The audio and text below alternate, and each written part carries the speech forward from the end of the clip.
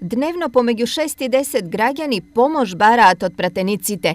На месечно ниво најмалку 1000 жители од истокот тропаат на вратата од пратеничките канцеларии, кои ги има вкупно 5 во регионот.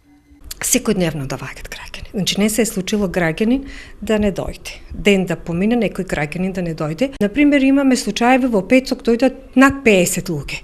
30, испод 30 не сме биле во Пецоци. Значи, а во просек дневно доаѓаат најмалку 5 луѓе.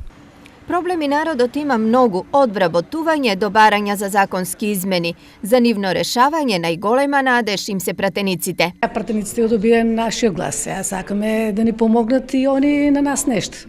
Но дали сите што тропаат на вратата на пратениците знаат колку и како тие можат да им помогнат? Пратеник како пратеника може само да ги одреде дејствата на членовите на законите у парламентот што се и колку што е моќен со меморијата да го прикаже на граѓаните.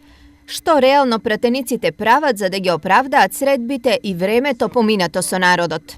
И пробуваме на најразлични начини да ги решиме нивните проблеми.